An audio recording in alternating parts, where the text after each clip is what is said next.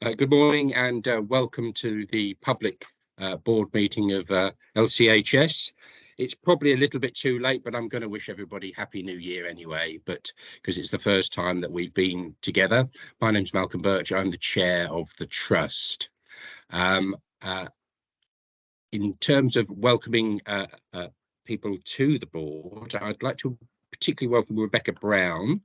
I'm just trying to look around my screen to see her. Okay, there you are, Rebecca, who joins us as a associate NED to support us with some capacity over the coming months. Rebecca is already a seasoned NED and is a NED up at ULHT, and I'm sure that we'll be doing that in the declarations of interest. But you're very welcome, Rebecca. We expect you to make a full contribution today. So there's no sitting on the sidelines in this board. Once you're on the screen, you're engaged and involved. So you're very, very welcome. Okay, I'm just going to make a few opening remarks before we move on. It's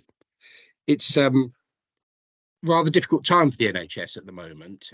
We value our people highly. We spend a lot of time supporting people, trying to make their lives good so that we get the best out of them. But we are going through a period of industrial action at the moment. We're in the middle of the longest strike by junior doctors that we've ever seen. For the public's benefit, the trust has no ability to influence that industrial action. It is a discussion, I won't say dispute, well, it's a dispute between the government and junior doctors, and we are unable to influence that, but we do obviously see the impact of that industrial action. And although we value our people very highly, we're very conscious that during the last few days, and indeed over the Christmas period, the strain that's placed on our people to cope with that industrial action is significant. So I would like to put on record the board's thanks for all of those people who have worked really hard to maintain services to the public of Lincolnshire during this period of industrial action. We take no view on the rights or wrong of industrial action. It's right for us to stand back from that, but we know the impact is very, very significant. And I know many people have gone a very, very long way to preserve services and maintain a good level of service. We do hope that we can return quickly to a situation where we can just support our people to deliver. We do urge both parties to discuss and get around the table and try and settle this last piece of industrial action in the NHS, because we all want to focus on patients. We all want to focus on the team to go forward and to deliver services to the people of Lincolnshire. But, you know, we are where we are. But thank you to everybody that's made a great deal of effort to maintain services through this difficult period. Okie dokie, let's move on. I don't think we have any public questions. I'm looking for Catherine. No, Catherine shaking her head. So apologies for absence. We kind of did, but we've got Murray's, I think. Are there any other apologies for absence that we need to record? No, just Murray's. Great, thank you. Declarations of interest. Are there any that aren't already recorded? I've kind of given a an introduction. There will be at least one, but declarations of interest, those that aren't already recorded. Rebecca. Thank you, Chair. Yes, I have a declaration. I'm a NED at ULHT. Right, thank you very much, Rebecca. Any others that we need to record? Any else that you're expecting, Catherine? Is that all you're expecting? Surely, Malcolm, I'm the other declaration of interest, because I've, since the last board, taken on the coup role at ULHT, which I don't think's been recorded, has it? Because that's a new privilege. So I think technically I need to do that. I had got my hand up. Thanks, Julie. I managed to miss you because you must be on screen too or whatever. So, but I'll pay more attention. Yes, so we record yours, Julie, and we're grateful for you to taking on that wider role across the group model. Okay, if there's no more, then we briefly consider the minutes of the previous meeting. It's not my style to go through them page by page. Anybody got any comments or corrections? I don't see any hands, so that's a vote of confidence in minute taking. Thank you very much. We'll accept those as the minutes. We've also got perfect. Crikey, we're going for perfect. Are we going to be holding up tens? Is this going to turn to strictly soon? That would work on this screen, actually, if we gave you all numbers. Okay, so the minutes are perfect. Excellent. Updated business cycle. I think we're coming to you, Catherine, for this. Thanks, Chair. The dates, if board members could just note the dates as per the paper, and also note there is a little bit of an ask of flexibility on some of these, because some of them are changing, particularly February and March, with some of the developments, working with partners across the system, as per some of the papers later in the meeting. So all to note, please. Thank you. Yes, I think thanks, Catherine. I think it's part of our progress as we engage with the group more fully, that we need to be flexible and see how these next 2 or 3 months roll out. Okay, great. Then we'll accept that. So let's move on to the patient story, where I should welcome Rebecca Metheringham. Welcome, Rebecca. Have we got director introducing this? Yes, thanks, Malcolm. Julie. Okay, thank you. Thanks ever so much to both Claire and Rebecca for joining us for the patient story. And for Henry, you'll see that both him and his mother talked to us on the audio. And so it's an absolute privilege to not only have Rebecca and Claire's view around Henry and his family's interaction with our children and young people speech and language service, but also them themselves. So if I pass over to Claire and Rebecca, we'll move straight in. But thank you ever so much for joining us. I know getting these stories sorted is no mean feat, so really appreciate it. Thank you, Julie. Vicky, are you able to share the story, because I don't have permission to share, if that's okay, onto the screen? And I'm going to pass over to Rebecca, because it's Rebecca's service and that have been really involved and supporting Henry and his family. So Rebecca, would you like to carry on, please? Thank you. Yeah, absolutely. So yeah, we're going to hear a bit about Henry this morning. Vicky, if you want to move to the next slide, please. So just a bit of an overview in terms of the speech and language therapy service. We're a service that supports children and young people right from birth up to 19 years of age who have speech, language and communication needs, and that can present in a variety of different ways. So it might be children who have speech sound disorders, it might be children who have kind of a hearing impairment or a cleft lip and palate. There's a dysphagia part of our service, which looks at children and young people with swallowing difficulties, stammering, which you'll see a little bit of today with Henry's story. We have a voice part of our service, selective mutism, and we also support children who are non-speaking or minimally speaking. Next slide, please. So a bit about stammering, to understand this part of the service and kind of where Henry fits into our service and how he's accessed our service. So stammering is something that many children can experience in their younger years as they're developing their language skills. Stammering can feature within how they're communicating. So this can be the initial sound being repeated. So you might hear a child talk, and when they're saying but, it sounds a bit like but. It might be that it's a kind of a repetition of part of the word or the whole word. So again, if they're saying mummy, it might come out a bit more like mummy.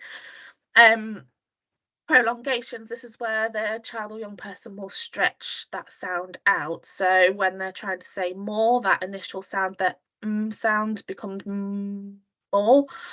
And then blocking is another feature of stammering, and this, I guess, is a bit trickier to notice. So this will be when a child or young person goes to say a word, but the features within their mouth, the word gets stuck. So you might see physical tension within their mouth. So if they were trying to say more and they were blocking, you would see or observe a child or young person go to say more, but they go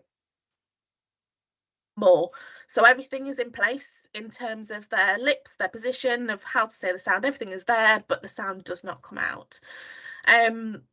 It's important to note that stammering can affect how someone thinks and feels about themselves, which then can impact on their behaviour and how they hold themselves. And how much a child stammers outwardly doesn't tell us the whole picture about how much it bothers them. So for some children, to communicate with them and to hear them communicating, you might observe quite a lot of stammering, or them stammering quite frequently, but they may not be bothered by that. They may be confident in themselves and how they're communicating. And on the flip side of that, you will come across children and young people who outwardly you perhaps wouldn't notice some of those stammering features, or the stammering features that you're seeing within their communication is less frequent, but it's really it really impacts them. They are very aware of the differences in the way that they're talking, and the impact on their well-being and overall behaviour can be much greater. Next slide, please. So here we've got Henry's mum just sharing her experience of the service. Although again, hi, my name's Stacey. I have a little boy named Henry who's 7, and this is a little bit about our story. I noticed from a young age Henry would struggle to say certain words and repeat letters a few times before saying the word. I spoke to friends and family about this and was reassured he would probably grow out of it. Some days he would struggle more than others, but it never seemed to bother him. He's always been a happy, funny little boy. When Henry was 6, we realised that his stammer was getting worse. After speaking to his teacher, who tried to reassure me he was doing well in school and no problems, I still felt I needed help from professionals and took him to the doctors, who then referred him to speech and language. In this time, Henry was getting really upset when it was time to go to school. He would cry, make excuses that he was poorly. Every day I was sitting with him trying to get to the bottom of why he didn't want to go. He was getting more anxious and worried, which really upset me. He wasn't a happy boy. He was having many nights where he couldn't sleep and having accidents in the night. Again, this wasn't like Henry. I knew he was really struggling. I was getting extremely worried by this time. I was sure he was struggling at school. The teachers told me he was doing really well. Very well behaved, was hitting all targets and working above level. I knew Henry, being a shy boy, he was maybe struggling to speak out in class, when asked questions or making friends, although again, I was told this wasn't the case. I struggled to help him and frightened that I may approach the situation wrong and upset him more, as we had never really spoken about what was happening with his stammer and his words getting stuck. That's when I got a phone call from speech and language. I explained what was happening and he was booked in for sessions. The impact on Henry has been outstanding and we are so happy with the sessions he's had. Rebecca's kind and caring approach has helped him so much, explaining what a stammer or stutter is initially and that he wasn't alone and that many more people have stammers and that it's okay to be a little bit different. Henry really does open up in sessions. It's really helped him being able to talk about his stammer, how it makes him feel, how to deal with situations when they arise. From doing pictures, reading together and even making a video together to show his friends at school, to help them understand what a stutter is and how they can help people who stutter, such as allowing the time for Henry to say what he has to say. He really is happy Henry again. He's now happy going to bed and excited for school. He enjoys every day and really works hard. The teachers have noticed a difference in Henry. He's not as shy and happy to join in on discussions, speak out with confidence and being one of the first to put his hand up. I'd like to thank Rebecca once again for her patience, compassion and helping Henry erase his fears that he was different from other children at school. Speech and language has really helped my son. So a really powerful video from Henry's mum about the impact of the service. And she alluded to a video that we'd done. So one of the things that Henry wanted to do was be able to explain to his friends in class what stammering was, and the thought of standing up in front of his class was a little bit overwhelming. So we worked together to put a video. It's a really short clip that just uses Henry's words to help explain to other children what stammering is and how to help him. Hi, my name is Henry. Hello, my name's Rebecca. And today we are learning about stuttering. And stuttering is a unique way of talking. You might also hear it called stammering, but they mean the same thing. And stuttering means saying the same word. Some boys and girls who stutter might also stretch their words or say the same letter or sound again. And lots of people have stuttered, not just me. If you hear me stutter, be nice and help. And wait until I said my word and be patient. Make friends with me because I've got lots of really good things to say.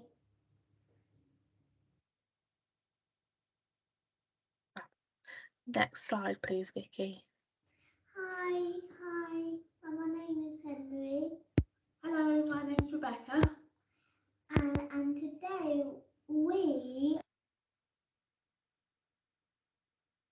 Fab. So the impact for Henry was quite significant. He was keen to share that with his peers and was confident to communicate and accepting that having a stammer was a different way of talking. So within the service, how we work with children who stammer is around family-led support. So we set kind of next steps with the families and they come back when they need us again. And that's because, as I said, kind of stammering has different impacts for different children, young people at different times. So we might see someone who feels okay about their stammer at one point, or we get them to a point where they feel happy with their stammer, but situations change, whether that is a transition between classes, or they move from primary school to secondary school, or other kind of life circumstances which mean that they wish to have some further support. So we're led by the family in terms of when they need us again and how much support that they need. It always works best when we're speaking to the person who's asked for the help first, and that's because, again, the child or young person who's stammering may not be impacted by their stammer, but actually it's the parent or it's the school staff, the teacher working with that child who has questions or queries or is worried about the child and their stammer and wants to understand a little bit more about how to support them. So we always want to speak to the person who's asked for the help first, and often as the children get older, it does become that young person who we speak to and they lead kind of what that support looks like and what it is that they need. And just linking back to what I said before, where the focus is always on how the stammer is affecting the child or young person, and working to help them to understand their stammer and what it is that is helpful for them, so that they can participate in all activities of life that they wish to. Next slide, please.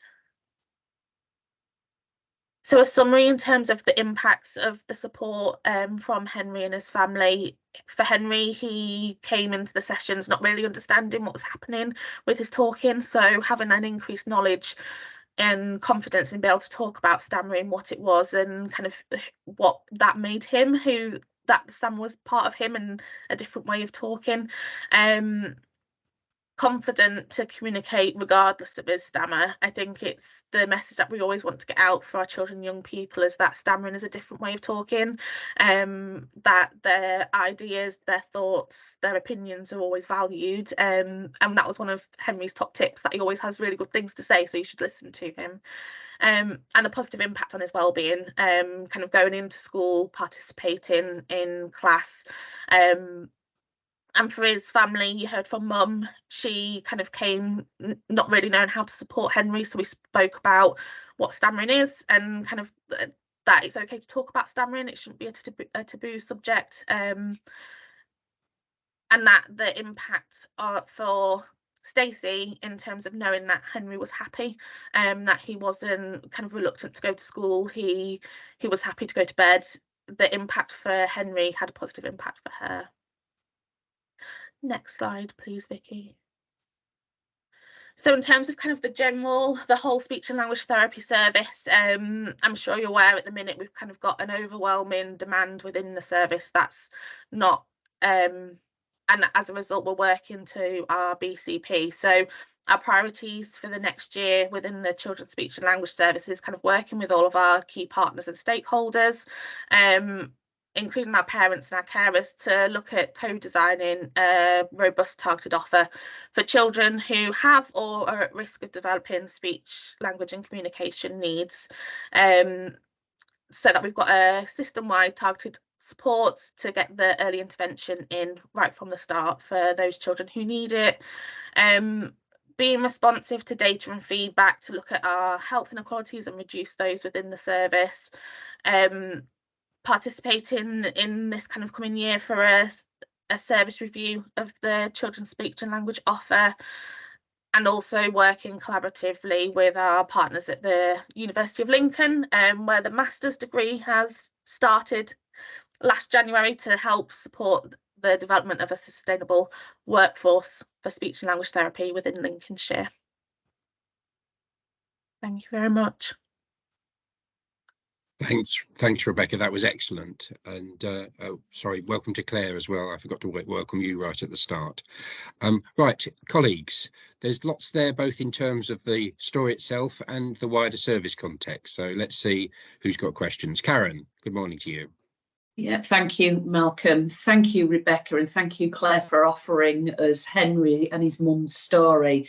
There were moments in there where I was fighting back the tears. It was really emotional for all the right reasons, I have to say.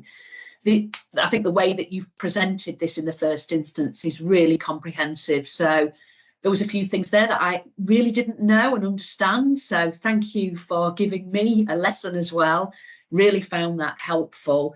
There was just a few things in terms of from the educational attainment piece. Absolutely, he was ticking all the boxes there, that we completely missed the point actually in terms of his educational requirements and how Henry was affected by this. And quite clearly it was having an impact on him and his mum and family.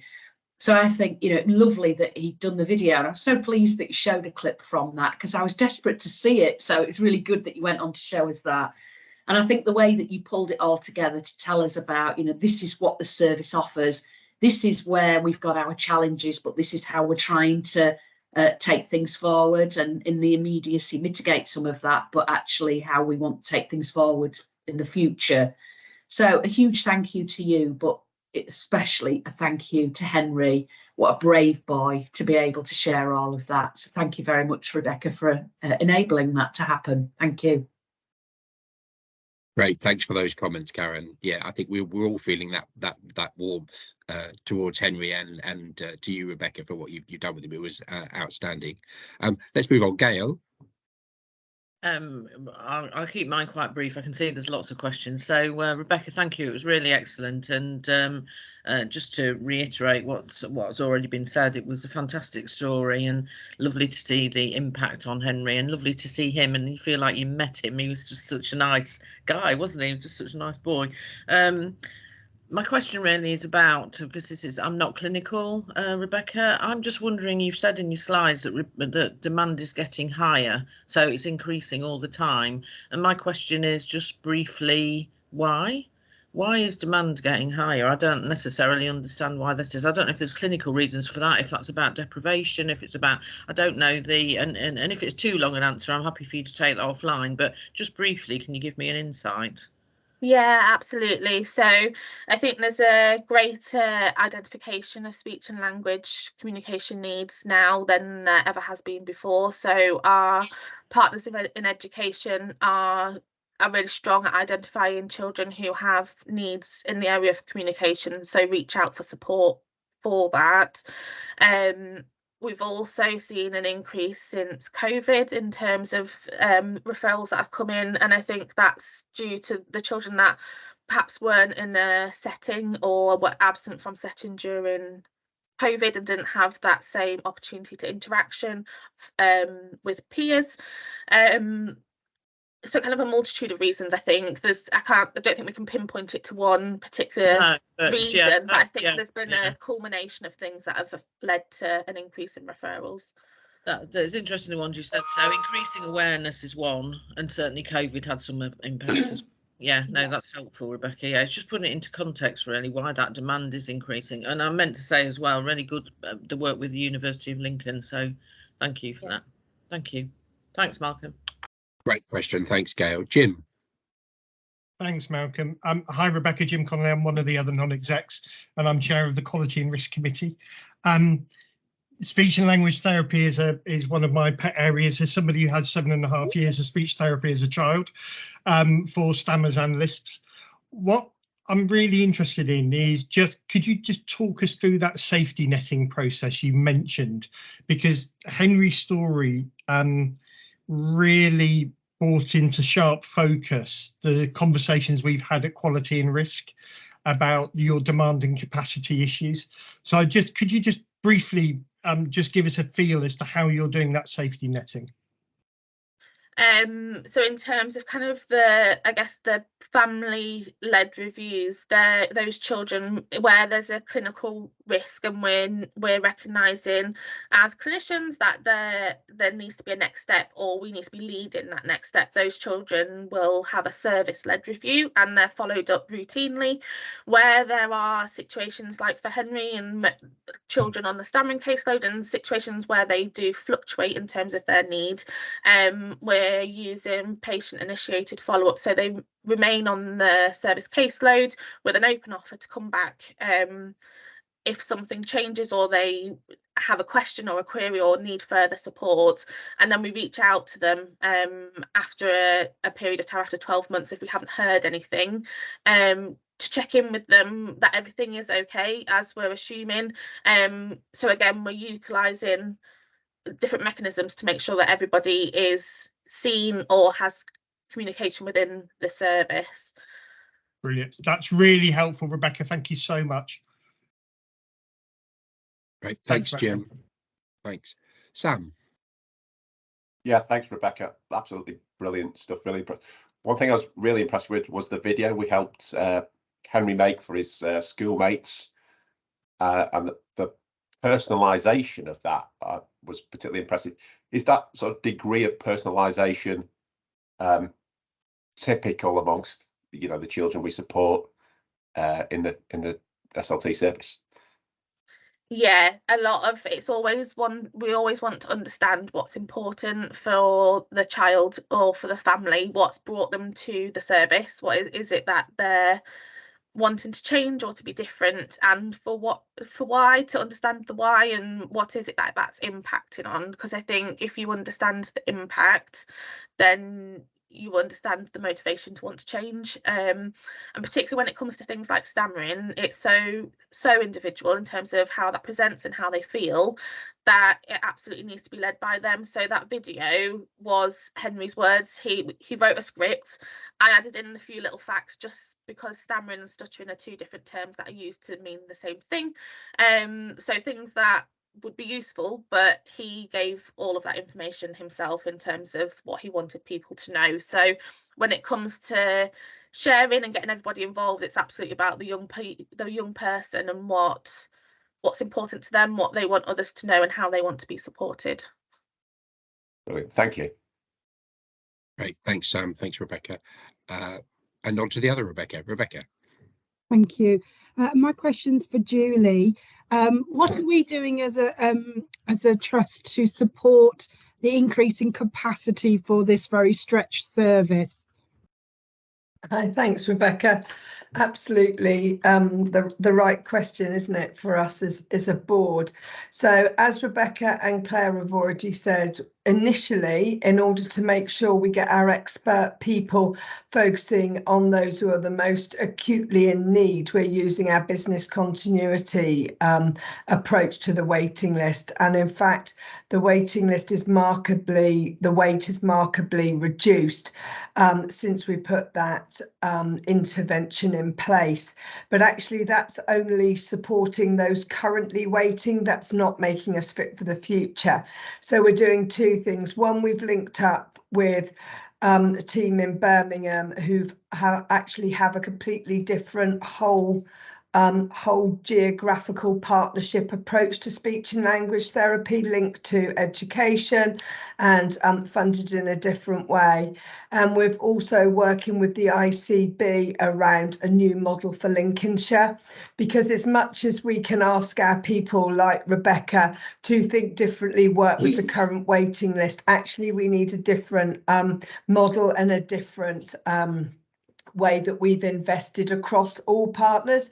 Because as you know, our children and young people services are particularly complex in the fact that our young people aren't just at home, so to speak, they're in education, they're interacting differently. So in fact, the way we can educate other professionals to spot, to communicate and support with families early on is a real benefit for us, that we've been looking at how others have done that nationally. We started that in the autumn, Rebecca, so that's quite underway in that peer review work. And of course, that's helping us have that conversation with the ICB around what is the right integrated model for our children and young people. I also put in the chat that an article that came out today, which is also on the topic. So Rebecca and the team might find that interesting to know that we're all championing the service that you're our experts in. Lovely to meet you. Thanks, Rebecca and Claire. Thank you for that question, Rebecca, and for that response, Julie. Can I just add to that in terms of query? What I've heard the good things, and I was really pleased you asked that question because it was where I was going to go. But what's the trajectory for this in terms of increasing capacity? Because as a non-executive director, I've seen the performance reports now over a considerable period of, I would say, years where we've had struggling with this service. So what's the trajectory for that increased capacity? I guess it's for you again. Sorry, Julie. That's all right. So we're working that through with our ICB colleagues. This, as well as lymphedema, bladder and bowel, are those services, as we know from the work we're doing in Q&R around waiting lists, that we're working through with them. We hope to be able to explore new options for next year, Malcolm. We're trying to do that, as you know, with a group philosophy. So we're supporting our primary care colleagues as well and our education colleagues, not to feel that we're saying no, but we're saying that we need to support our families and young people in a different way. So it's not immediate, because it is asking our system colleagues to think about a whole new way of delivering the service. But we've all landed on the fact that there's a small suite of services that are really urgent, and so the focus is very clear, and I hope that we will be in a position for early next financial year to understand what that would look like, Malcolm.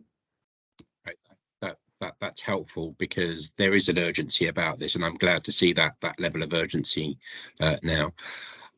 Patient stories for us as board, Rebecca and Claire, are both opportunities to see things that aren't going well, but also to celebrate those that are going well. And you, in a sense, you bring us a bit of both today, don't you? Because the story is fantastic. You can see from the reaction, we can see the difference that you've made with the interventions with Henry, and that's the sort of stuff that drives a lot of us and gets us out of bed to get involved in health services. But it does also highlight that we, as a board, as a system, and as a group, need to address this issue around capacity, because the work you do, the difference it makes to Henry, all of us need to reflect those children, that intervention is needed to make that difference to them. And if we don't get that right at this age in a very complex environment, then we'd be failing our children. So thank you for coming. Thank you for that wonderful story about your service. We really enjoyed it. And rest assured, and you've seen from the responses from Julie today and from the board, that we're really on this. We must build the capacity. We must build the ability to intervene at the right moment for our children when they need us. So thank you very much for coming. Is there anything else you'd like to say, Rebecca or Claire, before we finish? No, just thank you to Rebecca and the service, because it's absolutely fantastic what they deliver. So yeah, thank you. It is fantastic. Thank you. So thank you for having me.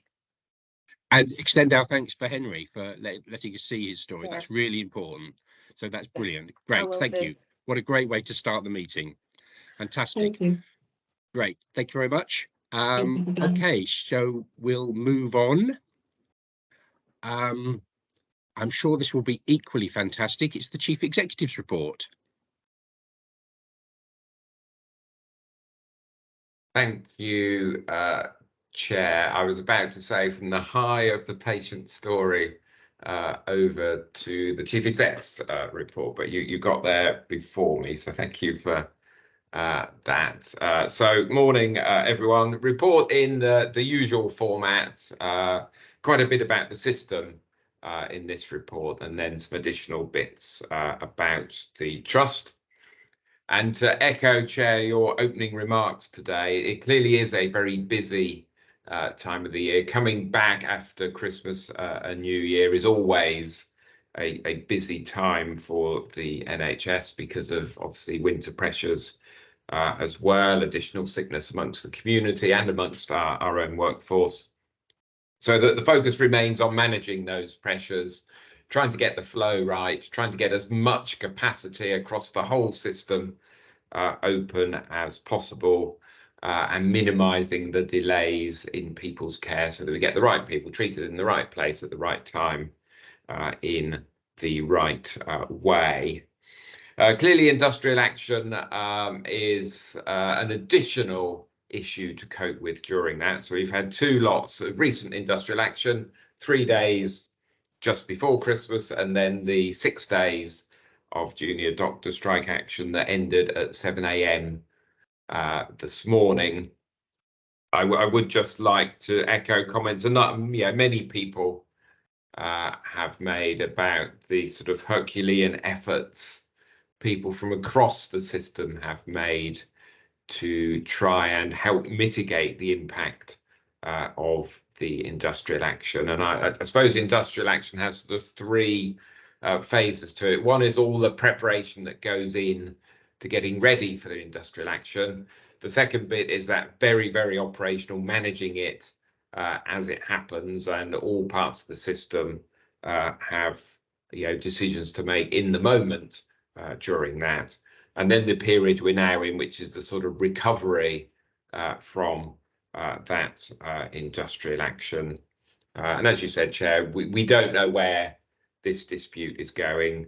Our job is to have discussions with national bodies and national representative organisations, but manage the service on a day-to-day basis. And I have to say, I think LCHS and all system partners, I think, managed the industrial action really, really well in very difficult circumstances. So huge thanks to everyone for that.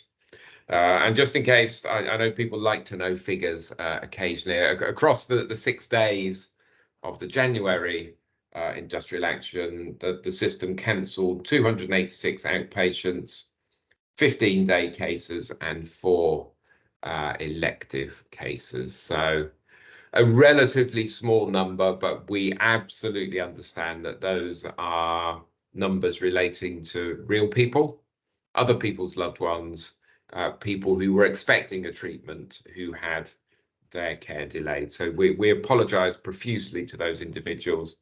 We do everything we can to rebook people really, really quickly. And I know my colleagues are on with that at the moment if they haven't already rebooked people's care.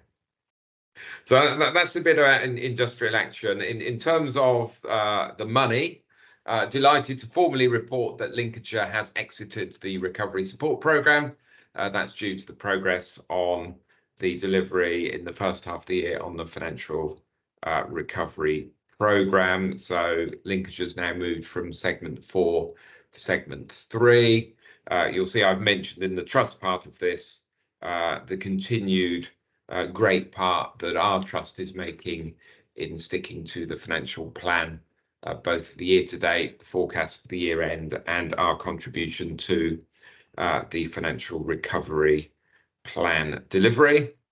The discussions that I've mentioned here about the sort of H2 position for the year-end forecast, those discussions have now concluded.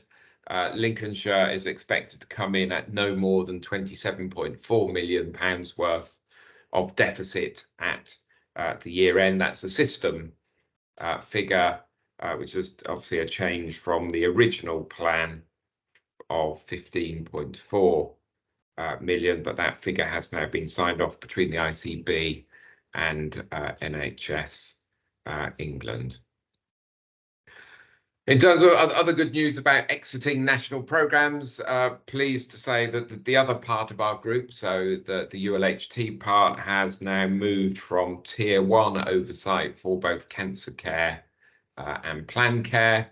Again, that's due to good progress made on all of the targets and standards that are expected in those two service areas.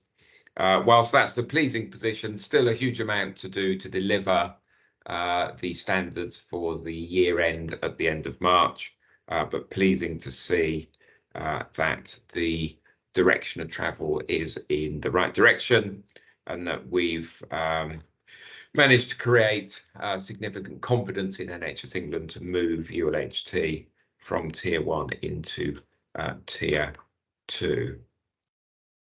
Just in terms of some people bits in this report, you mentioned at the start, Chair, that Julie Frake-Harris has now taken up the coup role at ULHT alongside her coup role at LCHS.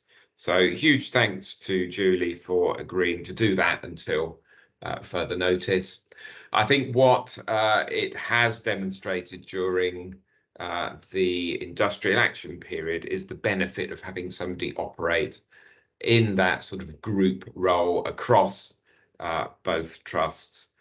Does enable us to have control of all of the relevant levers to make stuff happen. So I think, without embarrassing Julie, I think she's landed really well in doing both roles, and that's, I think, being seen in Lincolnshire, but also being commented on by our colleagues at NHS England.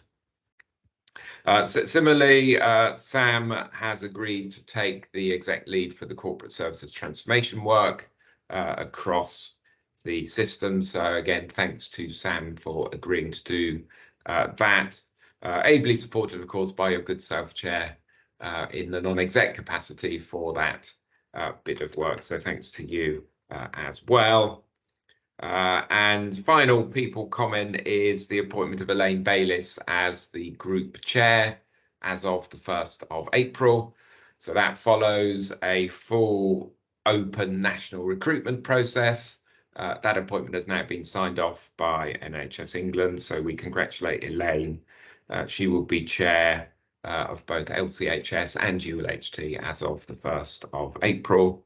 And confirmation of that appointment has enabled the group chief executive advert to go out. So that post is now live. Gate and B. Sanderson are doing the search for the substantive group chief executive. And I think the final part of the process is towards the back end of March. Final point I think to mention here is the devolution deal for Greater Lincolnshire. So that was mentioned in the Chancellor's autumn statement. So work now going on across the 3 upper tier authorities in Greater Lincolnshire to work up the consultation with the public and their representatives on that proposal.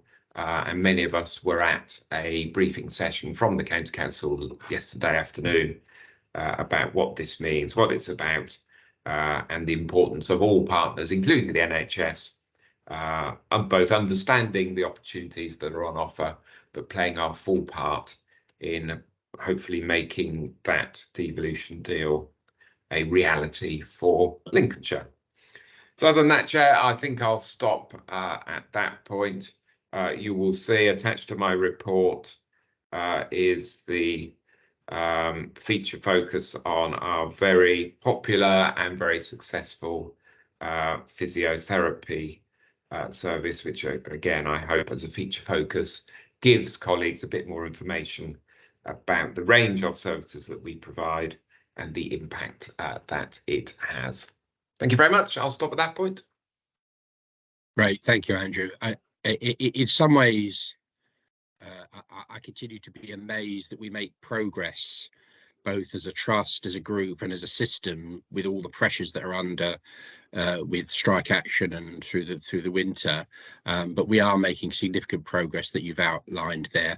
I would, just before inviting questions, just add one other point to your report. Sorry about this. I would also extend our thanks to Karen Dunderdale for holding the fort while you were away on leave, because I think it was a difficult period during Christmas, and you know, a sign of the resilience of both the group and the system is that, you know, we forgive me for putting it like that, like this, Karen, but we barely noticed the difference. We just kept doing stuff, didn't we? And I mean that in a very positive way. And Karen doesn't have her screen on, so I don't know whether she's sticking pins in me now. But we are grateful for that, and I think it's important that we, yes, indeed, it's important that we recognise that we're going through a great period of change and under a lot of pressure, and we're continuing to deliver improvements, and that's something we should be celebrating. Right, I'll stop digging. Any questions for Andrew? Oh, I think you're going to get away quite lightly today, Andrew. Ian. Yeah, thank you. Just a quick one. I just wanted to follow through just on that point you made about the numbers, Andrew. And I suppose the word in my mind when I was listening to you was, you know, what that looks like proportionately. And it looks to me, even though obviously every case matters, as you pointed out, but it looks to me as though, you know, that's a relatively low number given the issue we were facing. And I just wondered whether you know, wanted to go a bit further than you did before in terms of that particular point. Yes, and it's interesting that you say that, because lots of people ask us for what work did we cancel rather than what work did we carry on with, and I obviously have those figures, and I was just looking for some of the actual figures at the minute. But if you look at outpatients, that would tend to be in the very low single figures in terms of percentages of outpatients cancelled. So if I was quicker on my fingers here, looking at the information in front of me, I'd find the exact figures. But I know on one of the days we still provided over 2,800 outpatient appointments, even though we cancelled, you know, 90, 100 or whatever the figure that day was, and similarly carried out many day case and elective. So it tends to be around about the 3 or 4% that we cancelled. And I, as somebody who wanders about the ULHT sites quite a bit, but including during strikes, I can confirm the sites were still really busy, lots of patients being treated, fairly Herculean efforts from our staff to do that. Obviously, Julie had to balance very carefully the absolute need to make sure we protected the front door, so urgent and emergency care, with not just having a sort of blanket cancellation of all other work when that could actually be unnecessary. And we do that because, you know, put simply, we know these are not just numbers, they are other people. They're the people we're paid to look after, and if we can continue their care, we will. But sadly, if we have to cancel them, we will as well. But yeah, the overwhelming majority of work carried on during the industrial action. And of course, the other bit, you know, bear in mind, this is the LCHS board meeting. The huge amount of work that LCHS colleagues did in continuing to look after people as close to their own home as possible, avoiding people either having to attend A&E departments, avoiding people having to be admitted to the acute sector, but then just as importantly, helping get people back home as quickly as possible and allowing that flow through the system. It was really impressive to see, and I see Julie's got her hand up, probably hopefully to add to what I've just said. So I'll hand over to Julie if that's okay, Chair. Yeah, thanks, Andrew. Fine, but also Karen's put in the chat that I think is between 3.5% and 3.7% cancellations, which, given the scale of the action, is remarkable. Julie. Thanks, Malcolm and Andrew. I will just add a bit more detail to what Andrew was saying. Then I wanted to make another point. Yeah, we actually cancelled our appointments through a different methodology in this last lot of industrial action, which I think was the right thing to do, both from a patient experience point of view, but also from maximally supporting our people to be in the right place to give the greatest benefit to our patients. And I think that worked really well. But what I have to say, I was amazed on a daily basis. Not that one isn't always is a coup, but the last 6 days is the way across the group we've embraced different ways of working, how we now have multi-agency huddles in ED, our LPFT colleagues, local authority colleagues have joined us in those, the way we're thinking about admission avoidance in a very different way, and making sure we keep that quality and experience lens of our patients absolutely at the centre. And I think it's really liberated our thinking. One of my silly phrases is there's no such thing as a silly idea than the one we didn't talk about together, and it's through those conversations that we've been able to do some really quite substantially different things, and they've clearly been able to balance that dynamic Andrew was outlining.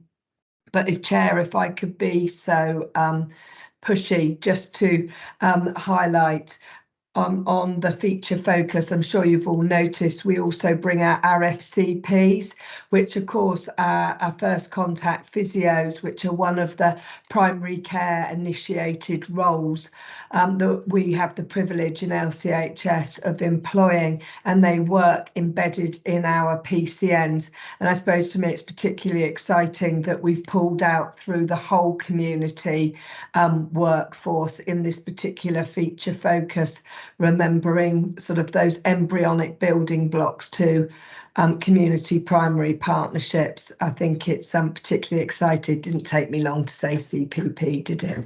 Thanks, Chair. I don't find that pushy at all, Julie. I think it's entirely appropriate and actually shows the direction of travel, doesn't it? So I was pleased to see it included as the feature focus as well. You've just taken our thunder. It's brilliant, and it shows the direction we're going. We just need to do more and get that balance right, don't we? Okay, any more questions for Andrew and his update? I'm not seeing any across the screen.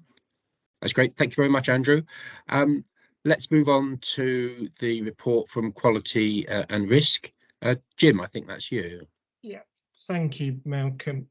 This relates back to the meeting in October, on the 26th of October. Only a couple of elements that I want to pull out of the document we've already shared. Just for board's information, we weren't actually quorate on the 26th of October, although we made a decision to go ahead with the meeting, and we've asked for the terms of reference, particularly between now and the end of March, to be amended to include Julie in the coup role as a member rather than in attendance. For us, this just reflects the strong, triumphant relationship we've had in LCHS. So we will be taking that forward. A lot of the actions and a lot of the areas for discussion really started to fall into how we were going to be operating in the new year. And particularly around the committee in common, and then as we move to a group quality committee, particularly around risk registers, how a risk register will work, and the dynamic nature of the risk register. The risks change on a regular basis. We still have the constant theme, and I think it's important that board recognise this from the patient story and from the conversation we've just had, that there is still a theme, particularly around risks, around staffing and capacity and demand, and we'll be picking that up later, I know, in Catherine's report. In terms of documentation, we received the annual report for the controlled drug management and the accountable officers report for controlled drugs. No issues at all with both of those reports. We received an update on the waiting list position, and we've touched on that again today. The committee are assured that the appropriate mitigations are in place, and we are mindful consistently on the harm reviews, and that will come through as we start to move forward again in the new year. Just really want board to be aware that what would have been the quality and risk development session in December, we made the agreement to move that to almost a sort of planning meeting for the ULHT LCHS committee in common process, which is the process we are now adopting between now and March. I'm making sure I get the committee in common and not the joint committee. And we will be starting that, I think it's the 24th, then the next quality and risk, later in the month will be our first meeting of that committee in common. So I want to pay tribute, if I may, just as that moment of a recognition for LCHS board for the work that's been going on behind the scenes from Catherine and Karen and colleagues at ULHT to get us into a position whereby we have a very strong agenda, we have a clear process to get us to where we want to be as a group quality committee in April. Happy to leave it there and take any questions. Great, thank you, Jim. And I echo what you say about the amount of work that's going on behind the scenes or below the waterline, whatever analogy we want to use. Rebecca. Yeah, hi, thank you. Thanks, Jim. I would also like to endorse what Jim has said, the huge amount of work that's been going on behind the scenes, particularly with Catherine and Karen, who of course sit on this committee, but also all the people on the next level down who have been working extremely tirelessly to make sure that we're in the best position. And I'm really excited by this opportunity to go first, and I'm confident Jim will lead us in that right direction. So thank you.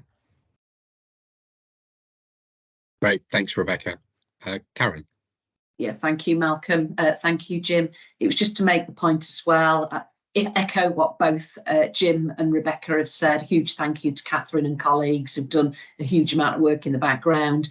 And then for the board, just to be aware that Jim and Rebecca will be presenting, supported by myself, a paper when both boards come together, following on from that session that Jim's just alluded to, that we did have, looking at, I think there was a suite of about 18 papers that we looked at that is getting us in readiness for our first committee in common at the end of this month.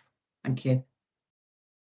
Wow, that's a big number of papers, isn't it? Crikey, I can see the work. Brilliant. Okay, I've got one question. I don't know whether it's for Catherine or for Karen. Obviously, not being quorum is something we try and avoid, and clearly, you know, reinforcements have arrived and they're sat at the table today. Is there anything additional we need to do at board at this point? I see there's no different recommendation. We just receive the minutes as normal. We don't need to do anything else just to make sure it's fully compliant. Catherine? Yeah, I think there are nods and around the room with Jim and Karen. So yeah, we've covered all the areas we need to. As you say, it's not ideal to be non-quorate, but obviously adding Julie to membership, and obviously Rebecca as well, also supporting from a non-executive director perspective, very helpful, and helps build that resilience as well as resilience of the working as a group as well. Yeah, I just meant specifically with this set of minutes, but that's fine. If we feel we're running safe, then I'll stop mithering about it. Karen. Yeah, I was just going to make the point for the minutes, for the purposes of today's minutes, that we didn't cancel the minute meeting. We deferred the attendance, and then Jim and I went through the papers that had been presented to us. So I think that's important to note as well. Thank you, Chair. That's helpful, yeah. and he's a developing part of the group spirit, isn't it? We keep going no matter what. Great, so thank you for that, and thank you for the update, Jim. Really appreciate that. Okay, let's move on then to the next one of our committees, FPIC. I'm guessing Gail is taking this as Murray isn't here. Is that right? I will do, Malcolm. That's fine. Yeah, absolutely. So, just in terms of you've got the papers, and I will assume that they've been read. Probably the main things. I'll just draw out the main things, if that's all right, Malcolm. So. Obviously, there was a lot of focus in that particular meeting about month 7 finance reports, which I won't go into detail because we've had a bit of an update through Andrew's report on the system stuff today. So other things that are probably worthy of note are that we did have quite a discussion about the agency expenditure, and we actually looked at it in a bit of a different way this time. So we all know that there's been pressure on agency expenditure. There's been a lot of work in bringing that down, but we also looked at it in the context of the pay bill. It is actually less than 2% of the pay bill. So just in terms of contextualising things, it was quite helpful to have that discussion. Still lots of work going on to make sure we address things there, but that was something that was noted. In terms of the integrated performance report, we have 3 areas that we've been talking about for some time, but there's lots of work going on that are probably not doing quite as well. That was home visiting, the ethnicity reporting on A&E data sets, and the better payment practice code. All 3 of those areas had quite we exercised quite a lot of discussion around that, because 2 or 3 of them had been on that list for some time, but there's lots of work. So just, I won't go into detail on each of these, lots of work going on in each of those areas, which very much satisfied the committee that people are on it and it actually is being dealt with.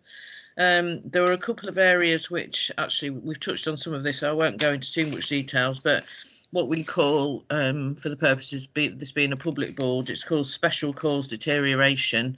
That's just a method that we use to look at where are we in the scheme of things, and how predictable is it that a service is going to get worse based on the information that we've got at the moment, or improve. And we had a couple. One was the 18-week wait for the children like speech and language therapy. So interestingly enough, we've talked about that today, and that was something that, again, that we had a big conversation about. And you can see in that report that, just to support what Rebecca and Claire said earlier, there's been a 150% increase in demand since, I think it was 2019 in that service, which is just incredible. But we've already had that discussion, so I won't go into it in any more detail. And then there's also, in that same category, in terms of special cause deterioration, the corporate cost benchmarking. On a positive note, we've got corporate services that cross kind of 7 functions, and that I think they amount to something like 8.3 million of costs. That's what it says in the report. But also, again, to contextualise that, we had some information to say that LCHS is the 6th most efficient of the 15 community trusts nationally. So, there's things to do, there's things to work at, but actually we are quite reasonably placed to, and we know, I think we've heard earlier that Sam is now going to take on the role of SRO for the corporate services review and things. So we know that lots of work is going on there. I think they're the main things I wanted to draw out, Malcolm, if that's okay, unless anybody's got any questions. That's perfect, Gail. Thanks for stepping in for that. I appreciate that. The 2 things that you allude to are the ones that when I saw the patient story that was coming up, I did go into this and I saw that we were on it, so I was really pleased at that. And on corporate services, I think, yes, we think we're in a good place, but it's a slightly different game now, isn't it? Trying to get some of that learning right across the system as we engage with both our partners in the group, but also other parts of the NHS system, to try and get everybody into that good place in terms of where they are benchmarking their corporate services. Are there any other questions or comments on those minutes for Gail? Just looking around my screen. No, don't see any. So thanks again, Gail. Thanks for stepping in and appreciate that. Let's move on then to the Audit Committee and Ian. Yes, thank you, Chair. Yeah, I'll take the report as read. You'll see in the report we've at our last session in the early part of December, we covered quite a number of issues, and some of those have been brought out with a bit more detail in the report. What I thought would be useful if I just mention one or two of the specifics within there. Firstly, in terms of internal audit planning, the board will know that there was a delayed start to the internal audit plan this year because of the change of internal auditors. Progress is being made in that area, but because of the tighter timescale, it will be an area that the audit committee will keep a close watch on as we go through the remainder of the year. In the last meeting, we kicked off what we term effectiveness reviews of internal audit, but also, excuse me, external audit and the counter-fraud team. And we're hoping that they will be completed in February. So in due course, board will hear any issues that arise from those particular reviews. We had a look at the current position regarding the NHS provider licence, obviously a key issue for the trust, and we'll continue to look at that to ensure compliance. And the other two things I wanted to mention were things that I need sort of ratification from the board today, and that is we looked at a proposal for the counter-fraud, bribery and corruption policy, which you'll see attached to the report. We're happy to recommend that to the board for ratification.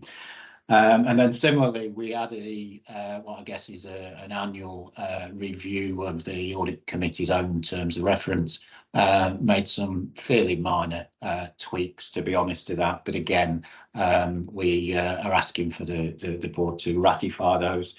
And then the final thing that is perhaps just worth mentioning, because it's a common debate we have these days, is the group model.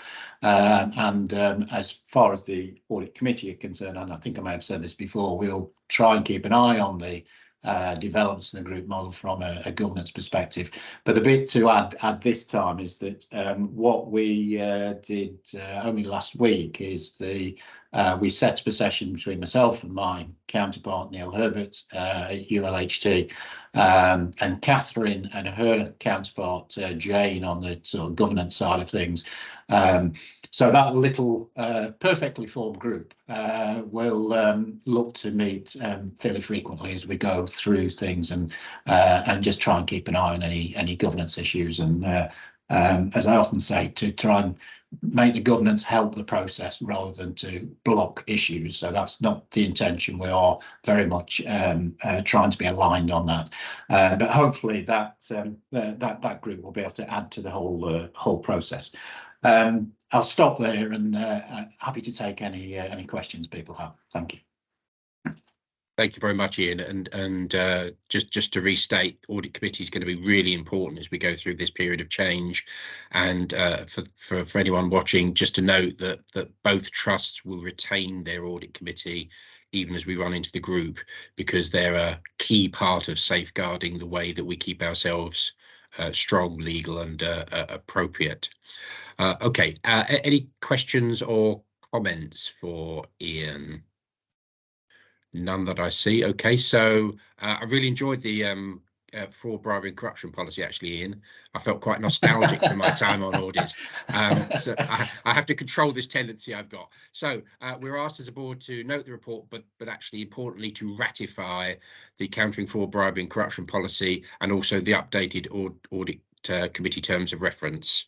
So unless I see anybody waving, throwing and getting their pitchforks out, yes, no, we agree with that. Excellent. Great. Thank you very much, Ian. Let's move on. So that takes us to the integrated performance report. I think I'm turning to Sam for this, am I?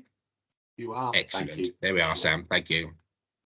So we've got our usual integrated performance report. This one covers performance up until the end of November. As we've heard earlier, the two committees did not hold their usual monthly meetings in December, but did review the October performance in their November meetings. We've got 4 indicators currently not statistically capable of achieving their targets. Home visiting, which we've heard about within the FPIC report already. Ethnicity recording, that has been, the process has been redesigned. We just need a bit more data before we can reset our control limits there. The better payment practice code, we're in the midst of implementing an improvement plan that the audit committee has agreed with FPIC overseeing that. This measure is a 12-month rolling, so it does take some time, but we know that the monthly stats are up at the 94% level now, so that's encouraging. And finally, the friends and family test, where we've got some additional contractual oversights in place with the supplier in that area. 3 indicators showing some special cause deterioration. Vacancy rate, which was artificially low for a while following the TUPE transfer, has now come back up again, but remains consistently capable of achieving the 8% target. 18-week referral to treatment, and we've talked about that for the Children's Speech and Language Therapy Service earlier, and the third one being out of hours and CAS cases closed. Very pleased to report we've got 10 indicators showing special cause improvement this month, which is a good reflection of our continuous improvement culture. I won't say any more, but happy to take any questions or comments. Great, thank you, Sam. And again, for those watching, just a reminder that the integrated performance report would have had a good going over in terms of a technical term at FPIC, so we don't tend to reproduce that here at board, but a useful update and a generally positive update that we feel we'll cross things and we're getting some improvement. Okay, any questions or queries for Sam on that? No, see a few shaking heads. Okay, so we're noting that report, so let's note that and move on. Thank you very much, Sam, for that. Let's move on to the risk assurance report, which is item 8A. So my iBabs is a bit slow today. It's just catching up with me. Okay, so am I turning to you, Catherine, on this? Or am I turning to Karen? Ominous silence. You, Catherine. So apologies, my right, okay. Teams took a while to come off mute there. Apologies, Chair. Me for this one, and potentially Karen in the future. Okay, thank you. So thank you.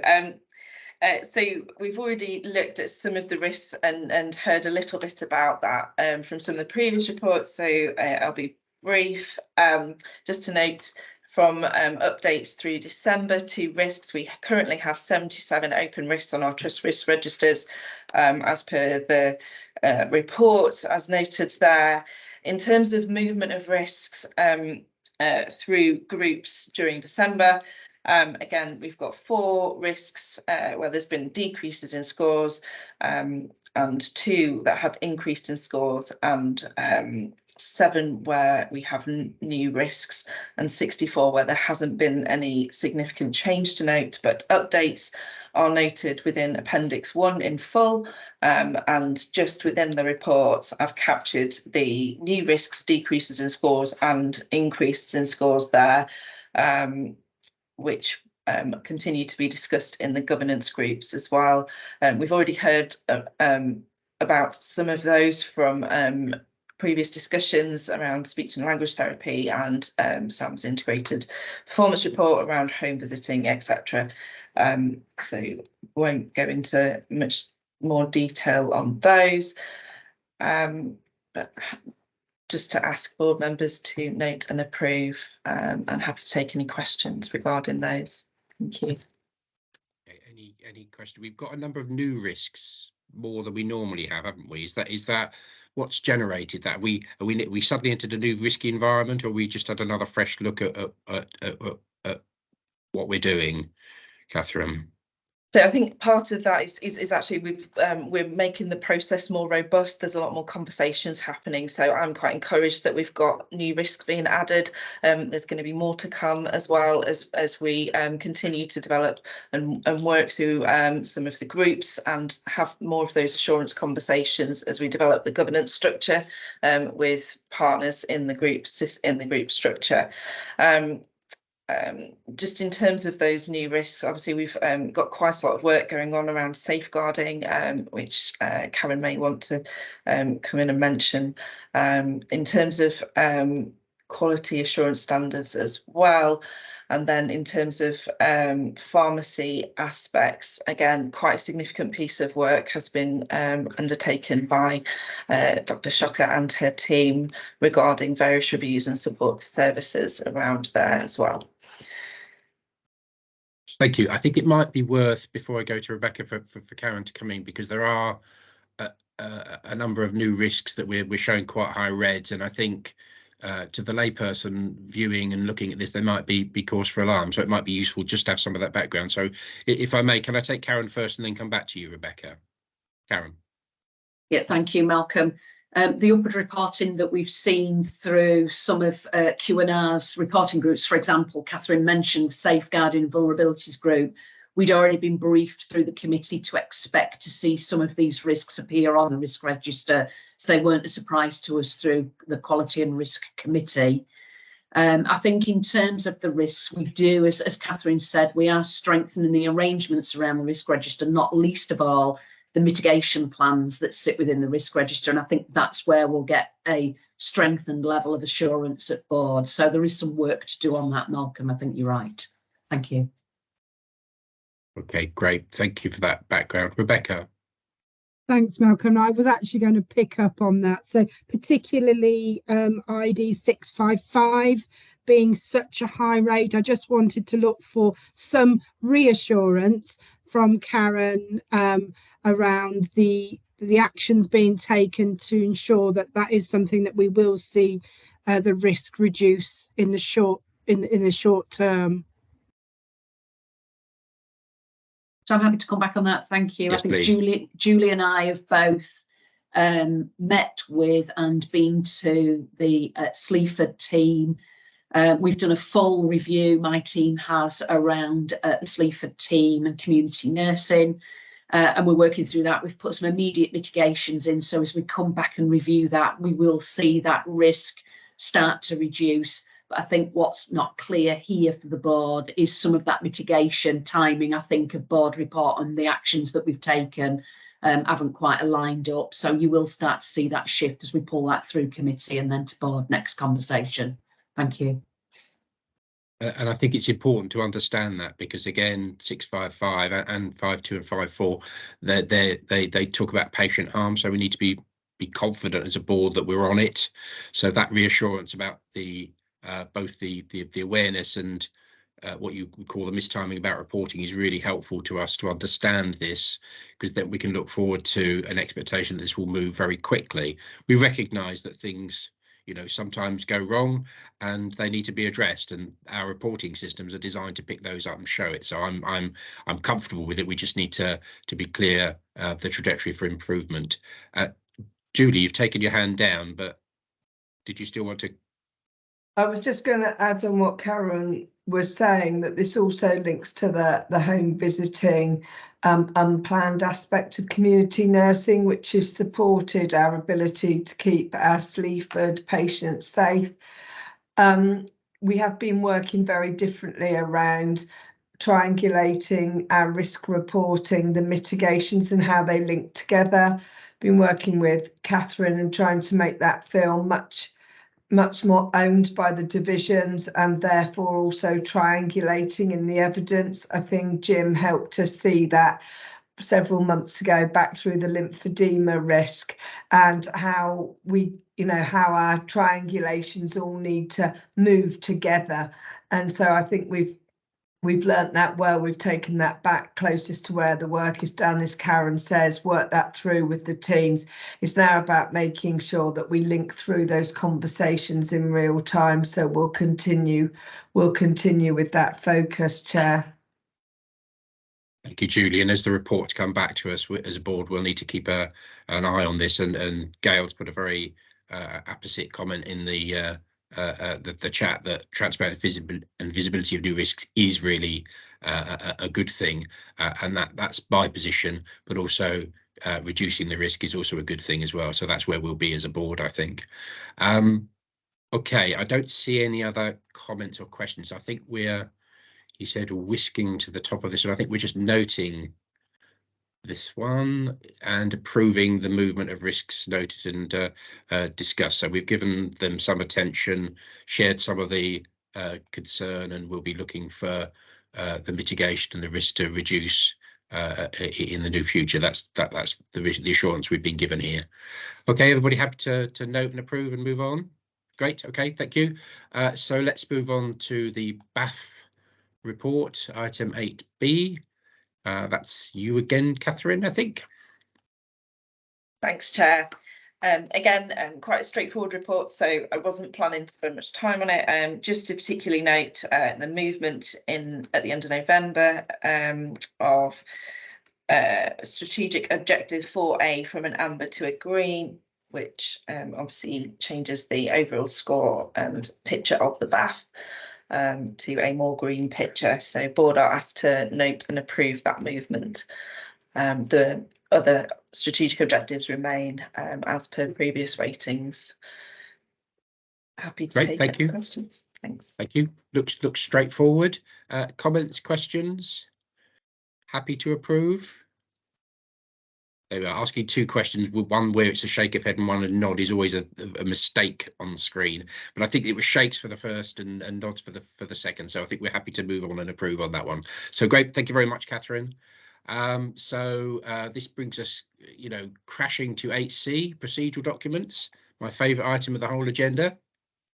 I'm pleased to hear it, Chair. So again, quite a lot in this paper. Just a couple of areas wanted to highlight and pull out in line with some of the fantastic work that's going on across the group and with system partners.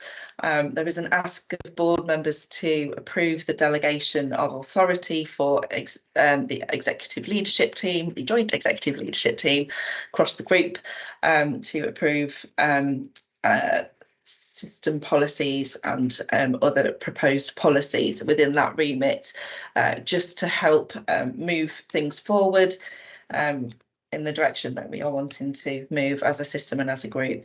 There's a number of areas and a number of documents noted within the report that we're also asking for extensions of, one being the governance manual, which again was noted in the audit report earlier in the meeting, again in line with the work around group and standing orders, scheme of reservation and delegation, and standing financial instructions, obviously key to the way we work together as a group, and a lot that is being worked through related to those across the group. So board asked to extend those documents, please, in light of that and in support of that work. Great, thank you. Thank you, Catherine. One question around the delegation. Presumably we'll delegate, but we'll still see the reports. So as a board, we'll be able to see and keep a sense of what's happening. Yeah, absolutely. So the proposal is to delegate authority to approve, but as per for policies, policies and documents, as just as a reminder to board members, our current procedural documents framework allows for various groups, as noted within the report, to approve standing operating procedures, etc., which board note in this report, but board are asked to ratify policies, and they will still continue to come to board via the reading room of IBABs as per all these policies, which I'm sure everybody's enjoyed reading through in advance of today. Yeah, wouldn't miss it. And Gail's in the comment has said she's happy to ratify, approve. I'm obviously not going quick enough. She's getting her retaliation in first to support this. Sorry, I mean that nicely, don't worry. Okay, everybody happy to, I'm just going to read the chat now. Ratify, approve and note and delegate as required. Excellent. Brilliant. That brings us to the end of the agenda, I think. And we note there we are next together as a public board on Tuesday, the 12th of March. So thank you all for your attendance, and for those watching, thank you. I hope you've enjoyed it.